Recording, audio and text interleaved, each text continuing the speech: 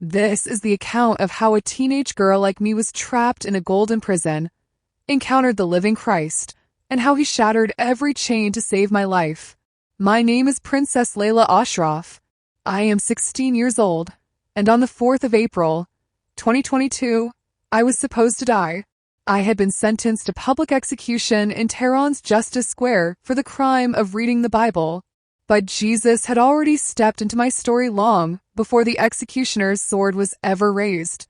I was born in January 2006, the youngest daughter of King Iskar Ashraf, one of the most influential and feared men in Iran. My father controlled vast oil revenues and had a seat in the highest councils of our kingdom. From the moment I took my first breath, I was surrounded by wealth that seemed almost impossible. Our family palace in Tehran spanned acres of immaculately kept gardens, with fountains that flowed endlessly, even under the harsh desert sun.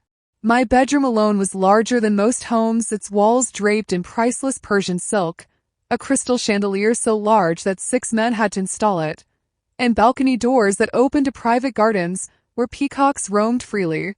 24 servants worked in our wing alone, bowing their heads whenever I passed, forbidden from making eye contact with royalty. But here's the truth about palaces made of marble and gold: they make beautiful prisons. Despite the closets filled with couture gowns I would wear only once, the private tutors for every subject, the vacations in Swiss chalets and Mediterranean villas, my soul felt like it was slowly suffocating. I had everything a girl could want: jewels that once belonged to Ottoman queens, technology before it reached the market, access to experiences most could only dream about. Yet, every night, lying in my enormous bed, I would stare into the darkness, wondering why I felt so completely empty inside. The void in my chest grew wider with each passing year, like a black hole swallowing everything around it. My Islamic education began the day I turned 5. Each morning before the sun rose, while the palace was still dark and silent, my Quran tutor, Sister Fatima, would arrive at my chambers. For 2 hours before breakfast, I would sit cross-legged on a cushion, reciting verses in classical Arabic, perfecting my pronunciation, memorizing passage after passage. The 5 daily prayers were enforced with absolute precision. Sister Fatima watched every movement, correcting the angle of my prostration, the positioning of my hands, and the timing of each recitation. By the time I was 12, I had memorized half of the Quran. By 15, I had every surah committed to memory. But here's the secret no one knew. I felt nothing when I prayed. The words tumbled from my lips like stones falling into a deep well. I could hear the echo, but it never made a splash. My body performed the rituals flawlessly, but my mind raced with dangerous questions. Why does Allah feel so distant? Why does worship feel like I'm speaking into an empty sky? Why does fear seem to be the only emotion our faith inspires? These questions terrified me because I knew that asking them aloud would bring punishment. The religious police, the Committee for the Promotion of Virtue and Prevention of Vice, monitored even our royal family. They conducted surprise inspections, ensuring we maintained proper Islamic conduct. I had witnessed public executions in Tehran's Justice Square since I was 8, watching as men and women were beheaded for crimes like adultery, drug use, and apostasy. The images haunted my dreams: the sword raised high, the crowd silent, the blood staining the marble. I was taught that questioning these punishments was a sin worthy of death. Girls in my family were treated like precious ornaments: beautiful, valuable, but ultimately powerless. We were polished, displayed, and locked away. Our worth was determined by our obedience, our modesty, and our ability to enhance the family's reputation. I often thought that our Arabian horses had more freedom than I did. Yet, I was told over and over that this was Allah's perfect design for women, that my submission was worship, and my silence virtue. As I grew older, whispers of arranged marriage began circulating through the palace. Wealthy families and other princes made inquiries about me. My mother would discuss my prospects as if I were a business deal, evaluating which union would bring the most benefit to our family. I felt like a beautiful vase being appraised, admired for my appearance and bloodline, but never for who I truly was. The men who came to meet me looked past me, calculating my worth like merchants examining fine silk. Let me ask you something. Have you ever felt completely invisible while everyone is staring at you? That was my existence. Surrounded by hundreds of people, everyday servants, tutors, family members, guards, and yet I felt utterly alone. I had everything anyone could dream of, but I was spiritually bankrupt. The hunger for real connection, for authentic purpose, for genuine love that wasn't based on my title or my family's power, grew into a gnawing ache that kept me awake at night. I was drowning in an ocean of wealth, but my soul gasped for something real, something true, something that could fill the emptiness inside me. In December 2021, just after my 16th birthday, something extraordinary happened that would change everything. My English teacher, an elderly Kenyan woman named Miss Miriam, who had taught me for 3 years, approached me after class with a small package wrapped in plain brown paper. Her hands trembled slightly as she handed it to me, and her eyes held a mixture of fear and hope. "This is for your birthday, Princess Leila," she whispered, glancing around to make sure we were alone. "It's a book about courage, about real freedom. Read it when you're completely alone." That evening, the package sat on my desk like something alive, pulsing with danger and possibility. I waited until midnight, when the palace had fallen into its deep silence, and even the guards outside my door had changed shifts. With trembling fingers, I unwrapped Miss Miriam's gift, and in that moment, my entire world shattered. But before I tell you what happened that night in December 2021, you need to understand how I got to that moment. You need to know about the questions that had been building inside me for years, questions that nearly destroyed me long before any execution order ever could. My life had always been carefully crafted around perfection. Every movement, every word, every prayer, all in strict accordance with the expectations of my family, my religion, my kingdom. I was Princess Leila Ashraf, expected to be the embodiment of poise, grace, and devotion. But the reality was far from what the world saw. I was suffocating in a life that didn't belong to me, surrounded by the finest things money could buy, yet spiritually empty. As a child, I was taught that the key to happiness was obedience. Obey Allah, obey my father, obey my tutors, obey my family's desires. But in the quietest moments, when everyone else was asleep, the whispers inside me grew louder. Why did the world feel so hollow? Why did I feel so disconnected from the very faith that should have filled my heart with peace? By the time I was 12, I had memorized the Quran in its entirety, reciting the verses perfectly. I could pray 5 times a day with flawless precision, my prostrations exact, my recitations without error. But it was all mechanical. The words came from my mouth, but I didn't feel them. The acts of worship, which were supposed to bring me closer to Allah, left me empty. When I bowed my head in prayer, I felt no connection. The words were like stones falling into a well with no echo, just a hollow silence. At 12, I asked my tutor, Sister Fatima, why it felt like I was speaking to an empty sky, why my prayers seemed to fall flat. The look in her eyes when I asked those questions still haunts me. She didn't answer. Not directly. Instead, she told me that questioning Allah's wisdom was a sin, a dangerous path. But her silence only deepened my confusion. It wasn't just about the rituals. Something deeper was missing. I began to wonder if I was the only one who felt this way. I saw my family, the other women, my cousins, my sisters perfectly content in their submission. They were happy, beautiful ornaments, perfectly in place in the grand palace of wealth and power. They didn't ask questions. They didn't struggle with the silence of their worship. But I couldn't shake the feeling that I was lost, that my life had no true purpose. When I was 14, I tried to speak to my mother about it. She was always so composed, so assured in her faith, while I felt like a shadow standing beside her. One evening, I asked her softly, "Mama, Do you ever feel like there's something missing, like we're just going through the motions but never really touching something real? Her response was quick, too quick, and full of fear. She didn't turn to face me. She continued adjusting her jewelry, her voice low, almost inaudible. "Leila," she said, "these thoughts are dangerous. They lead nowhere good. You must submit, accept what we have and not question. If you question, you may lose everything." Her words hit me like a cold wave.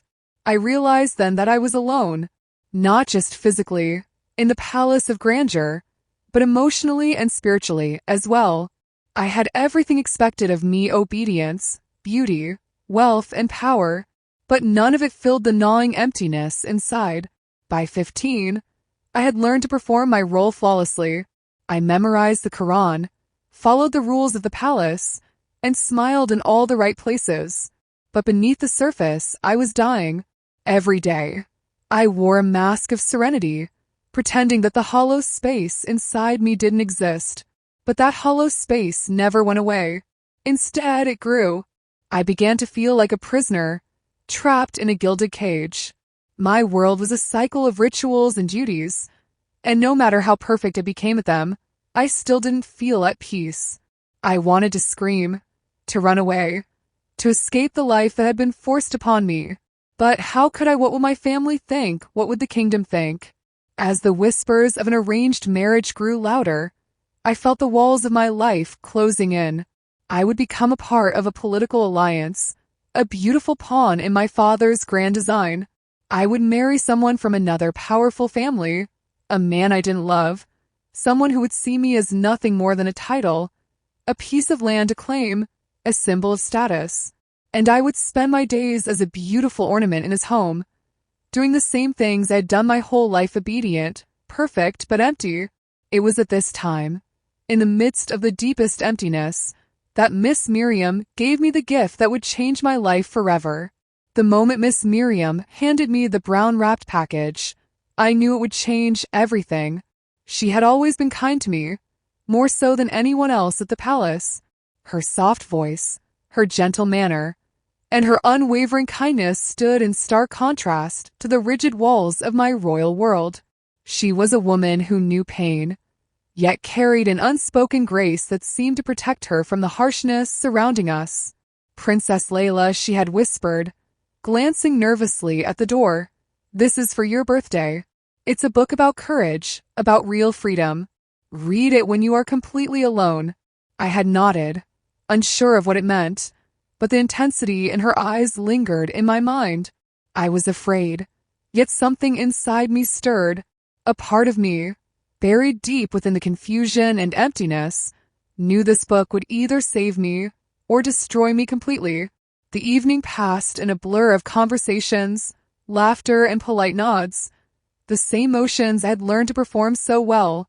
I smiled when necessary, praised when expected, and let the hours slip by, counting the moments until I could finally escape to my room. Once the palace had fallen into its usual silence, I waited. The clock struck midnight, the deep stillness of the night wrapping around me like a cloak. The package sat there on my desk, its presence undeniable. The moment I unwrapped it, my heart began to race. Inside was a small, leather-bound book. The cover read Holy Bible, embossed in both English and Arabic. My hand shook as I touched it, and a cold dread gripped my chest. How could Miss Miriam have given this to me? How could she have risked everything to bring this book into my hands in Iran? Possession of Christian scripture was considered apostasy, a crime punishable by imprisonment, torture, and execution. If anyone found out, it would mean the end not just for me, but for Miss Miriam as well. I had no idea how she had managed to bring it into the palace without being caught. I could feel the weight of danger pressing down on me. At first, I considered destroying it. I thought about burning it, hiding it, pretending it never existed. But as I held the book in my hands, something inside me urged me to read. It was a strange feeling, something I had never experienced before. The fear of discovery was immense, but it was overshadowed by a desperate longing. What was this book? What had it been written to say? I opened it to the Gospel of Luke. The words felt foreign at first, as though they belonged to a different world, one I had never known. But as I read, something began to shift. Jesus spoke to the crowds, but not like the imams I had listened to all my life. He didn't demand perfect obedience or fear. He spoke with compassion, with love, and with a depth of understanding I had never heard before. For the first time in my life, I felt like someone understood me. The pages spoke to me in a way nothing else ever had. I read about how Jesus healed the sick without asking for anything in return, how he touched lepers, people who were cast aside by society, and made them whole. I read about how he welcomed children, who were often disregarded by the adults around them. And then I reached the story of the woman caught in adultery. The Pharisees brought her before Jesus, ready to stone her to death, as the law commanded. They demanded that Jesus condemn her, but instead, he turned the tables on them, saying, "Let him who is without sin cast the first stone." One by one, her accusers dropped their stones and walked away, leaving her standing there. Then Jesus turned to her and said, "Neither do I condemn you.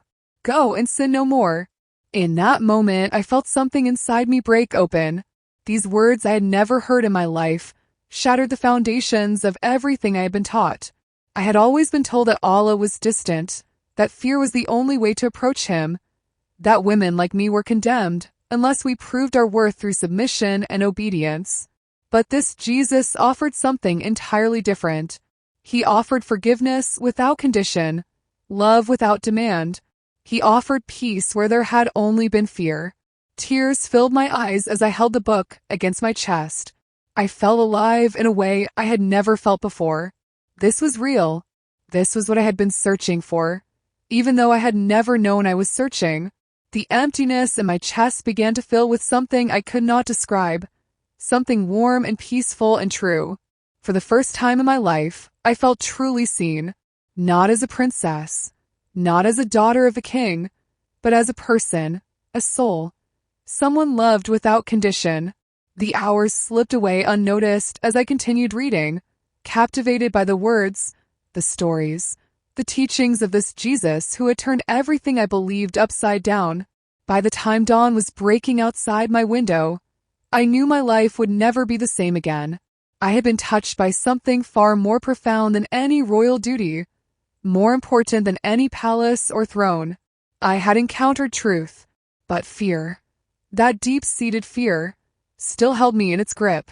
What would happen if anyone found out? What if someone saw this book in my possession? What would my father say? What would my family think? The thought of being cast out, of losing everything, terrified me. But as I sat there, the peace I felt from reading the Bible remained. No matter what happened next, I knew one thing: I could never go back to the life I had known.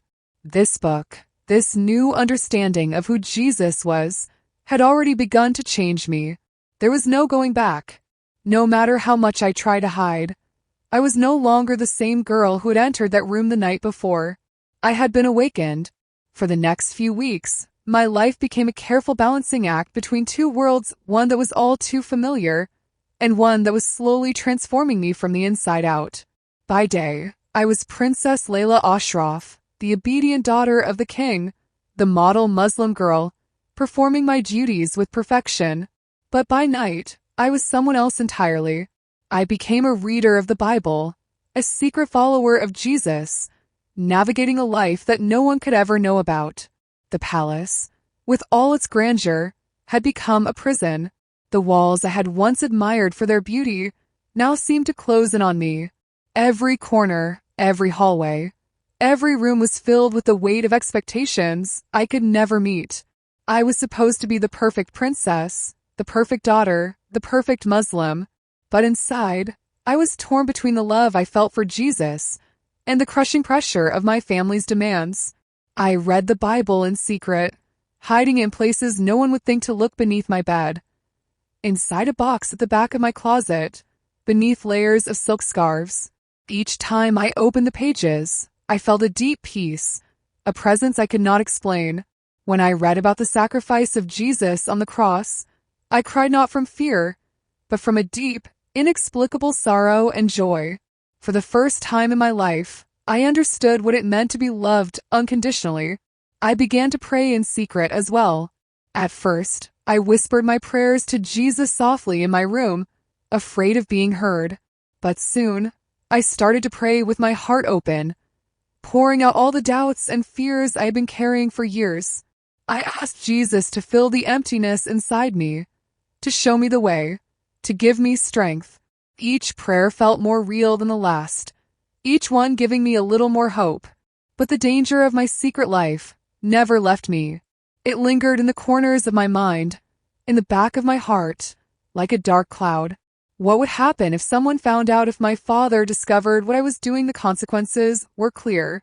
Apostasy was a crime punishable by death in Iran, and the royal family could not afford any scandal.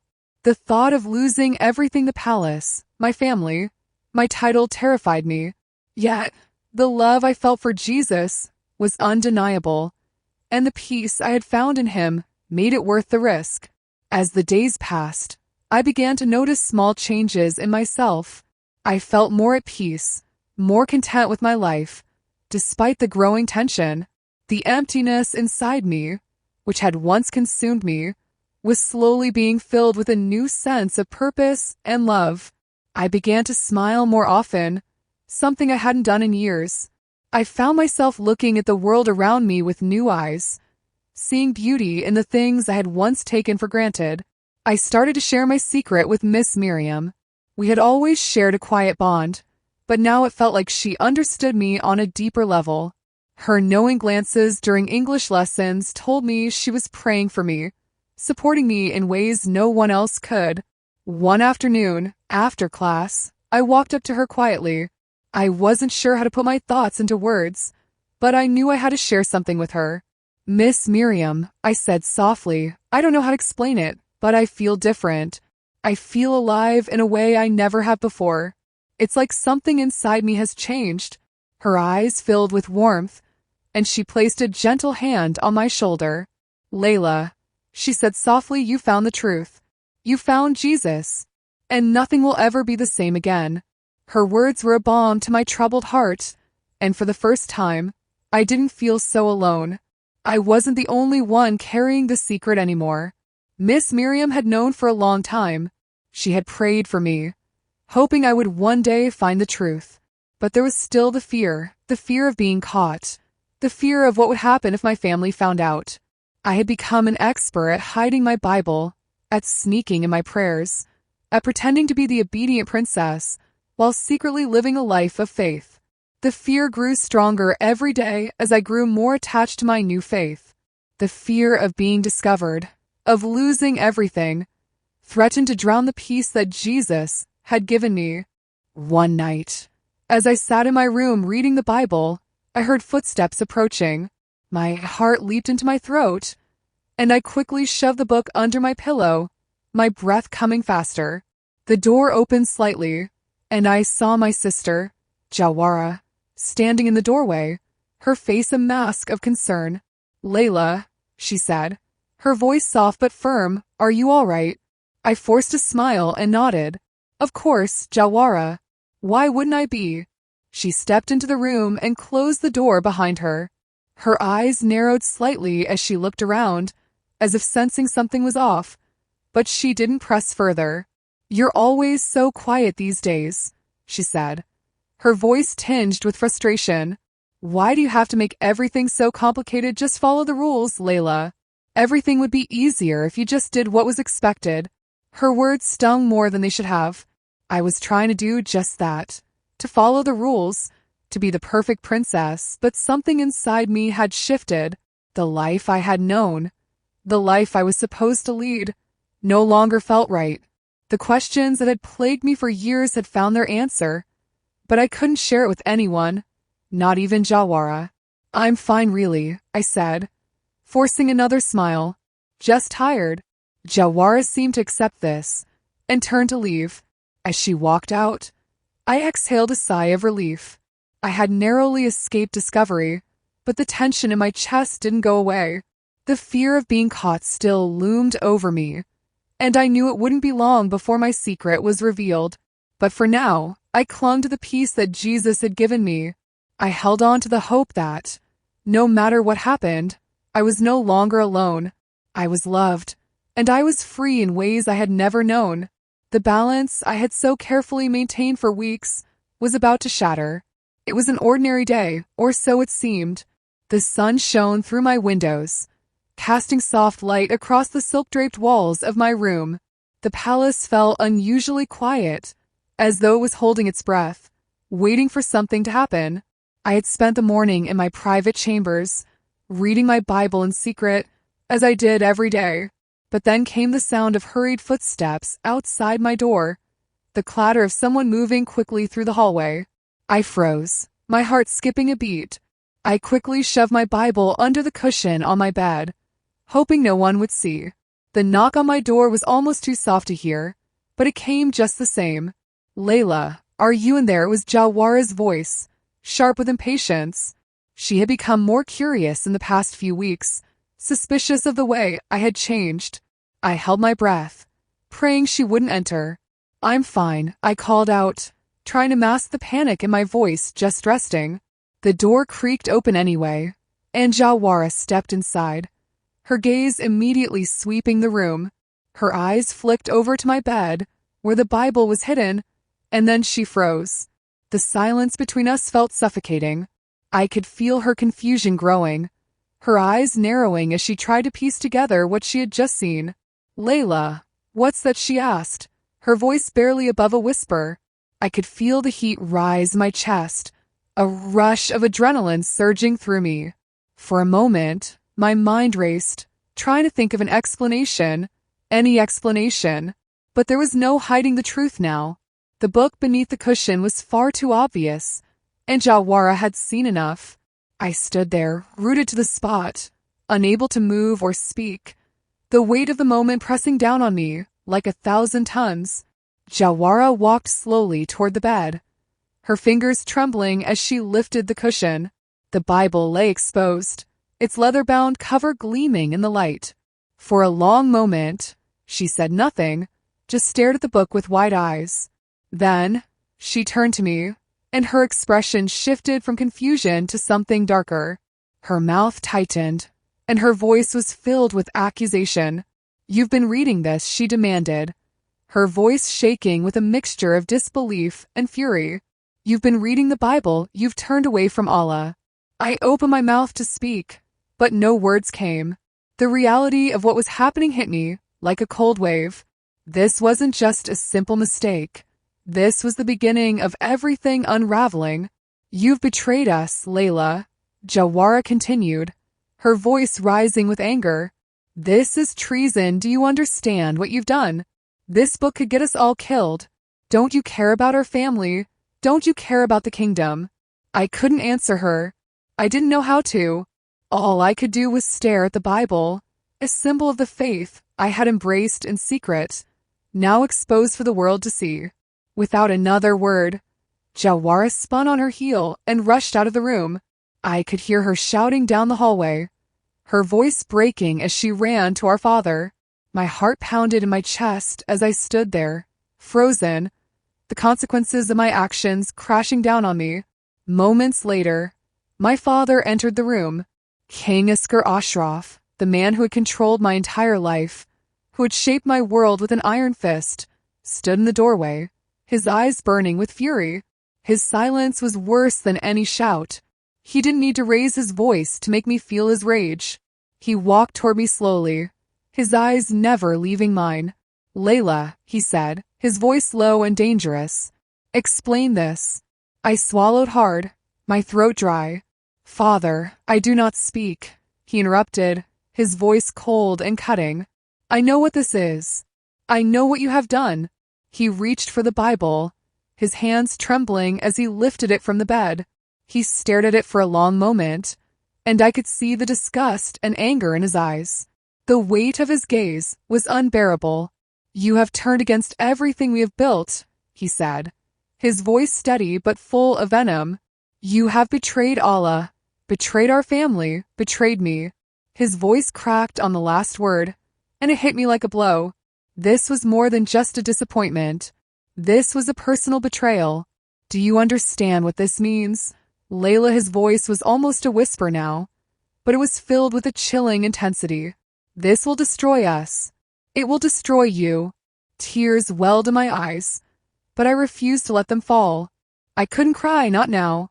The guilt, the shame, the fear, it all swirled inside me, threatening to overwhelm me.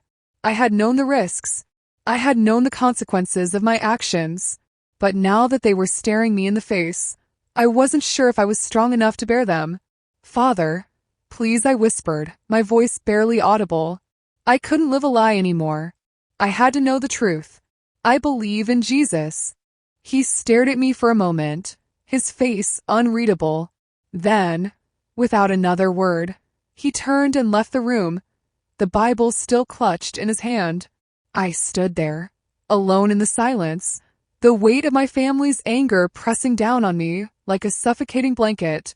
My heart raced as I realized what this would mean for me. It wasn't just a mistake anymore. It was a sentence of death. The rest of the night passed in a blur. I was too numb to feel anything, too terrified to move. I had lost everything.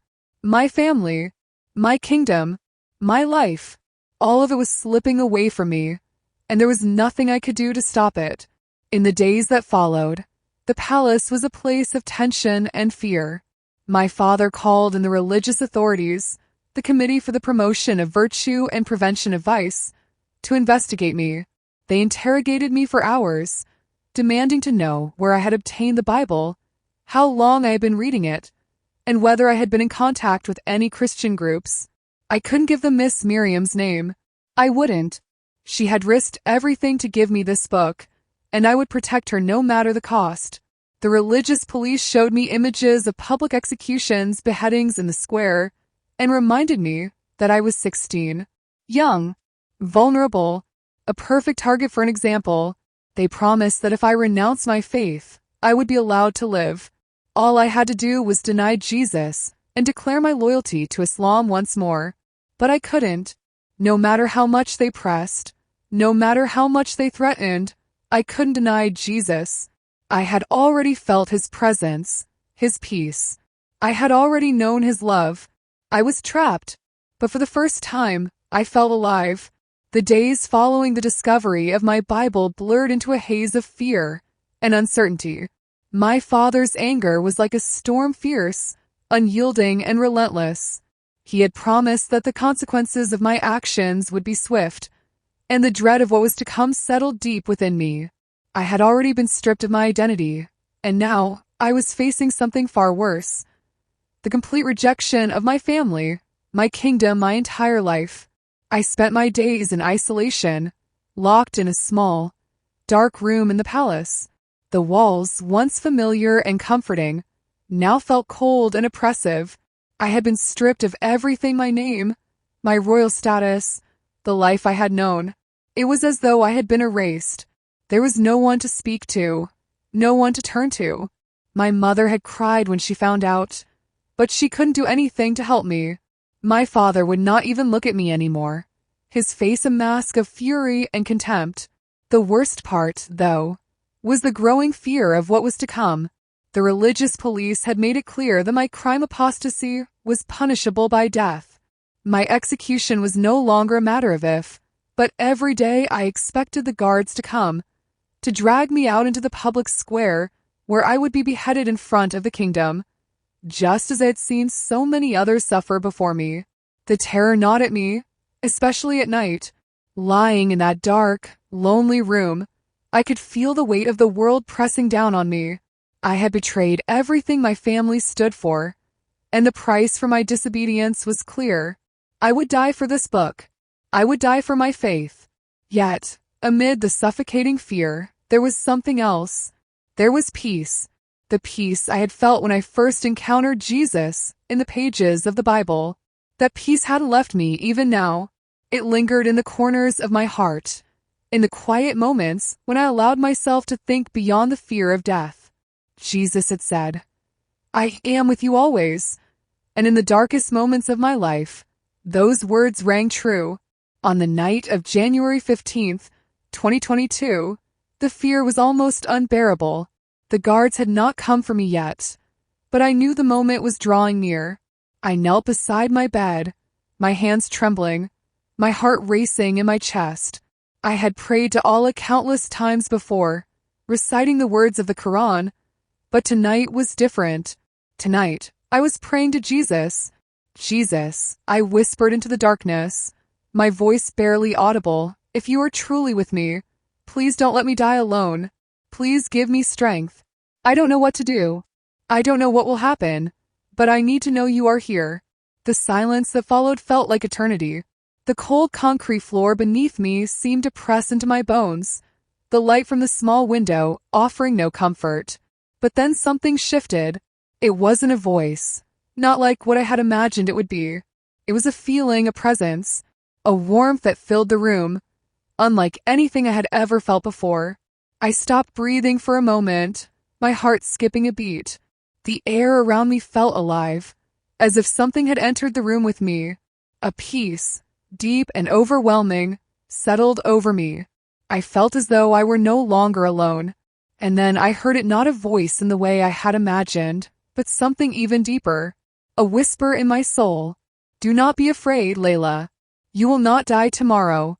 I am with you. I froze. The warmth in the room grew stronger, almost tangible. It was like a weight had been lifted from my chest, as though the heavy burden of fear had dissolved into the air. I felt safe. I felt known. And for the first time in my life, I felt truly loved.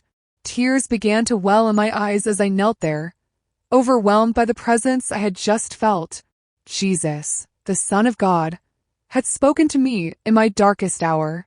He had told me that I would not die tomorrow, that he was with me. I didn't understand it, not fully.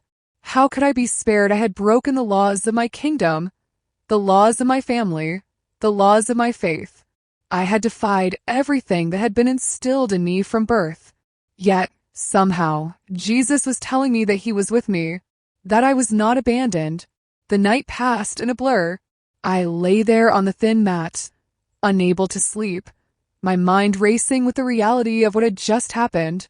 It wasn't a dream. It was real. Jesus was with me. When the guards came the next morning, they were not there to arrest me. Not yet. They came to prepare me for what was to come. I was led from my cell, shackled and chained, the metal biting into my skin. I was shoved into a cold, concrete corridor, and for a moment I thought it was the end. But then I remembered the promise. You will not die tomorrow. I was led into a room, a sterile space with harsh fluorescent lights and cold metal tables. The religious officials were already waiting, their eyes filled with judgment and disdain. But as I stood there before them, I felt something shift inside me. I wasn't the same scared princess I had been when I first entered this place. I had encountered the living Christ, and he had shown me a love that was more powerful than anything in this world. The interrogations began.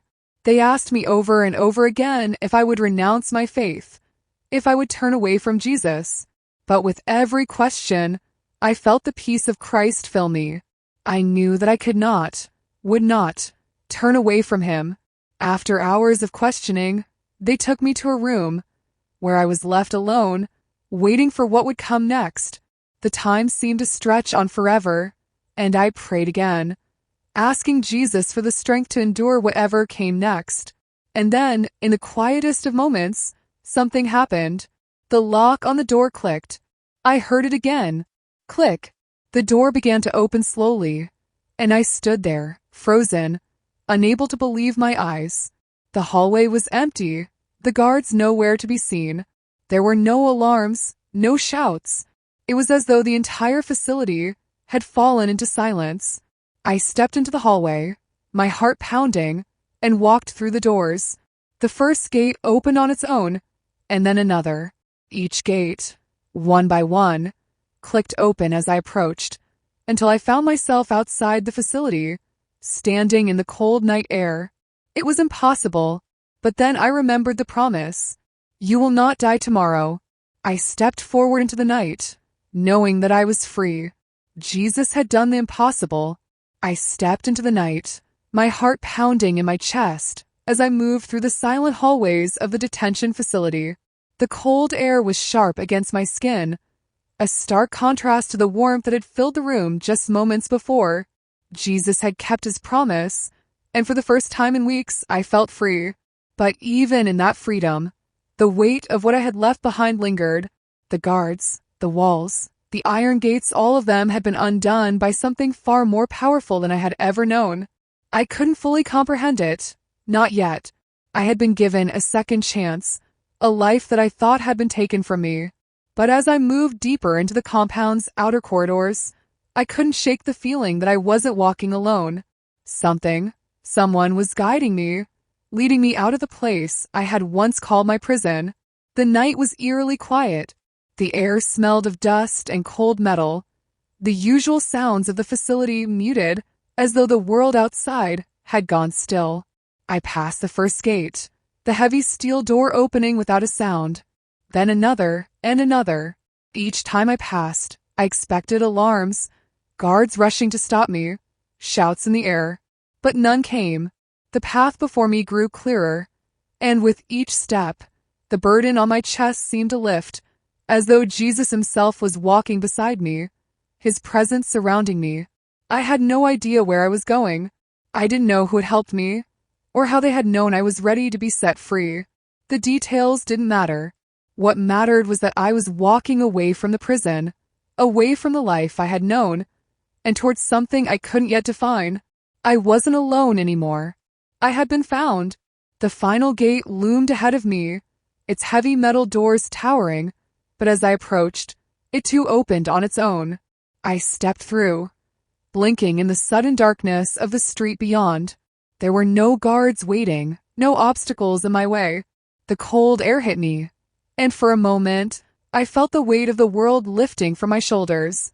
I didn't look back as I moved into the streets of Tehran, the city I had once called home. I had left my life behind, my family, the palace, and the wealth that had surrounded me, but none of it mattered. I was free. My heart was still racing as I walked, uncertain of where I was going, but certain of one thing. I had been given a new life, and I was determined to live it fully. But even in the midst of my newfound freedom, a deep ache remained. I had left my family behind, and I didn't know if I would ever see them again. The people I had once called my own now seemed like strangers, and the home I had once known felt like a distant memory. As I walked through the dimly lit streets, the reality of my situation began to set in.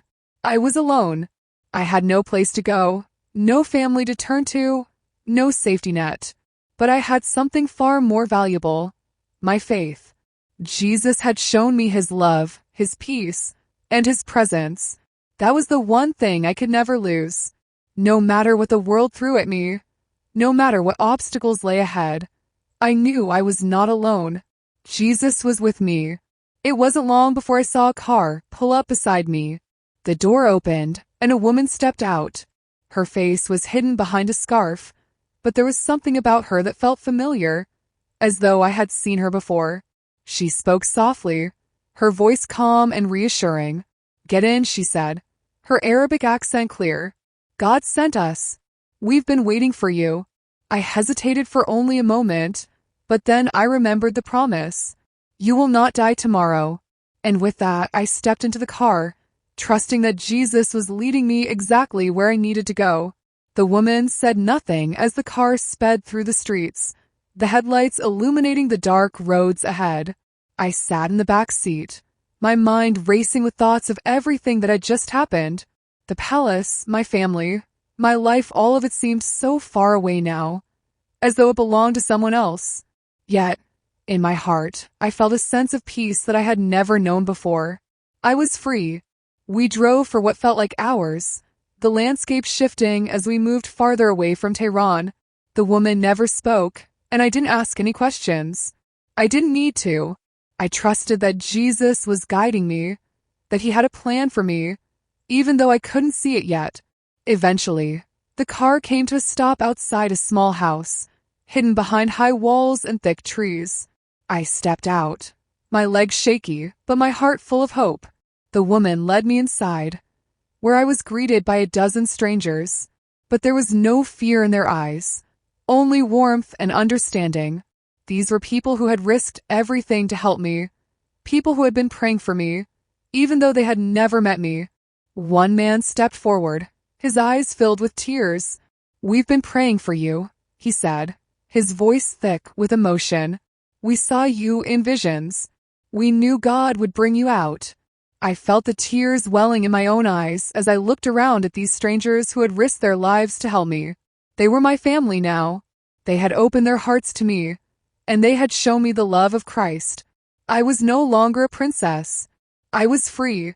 Free in Christ. As dawn broke, tears streamed down my face, not only for joy, but for the ache of what I'd left behind.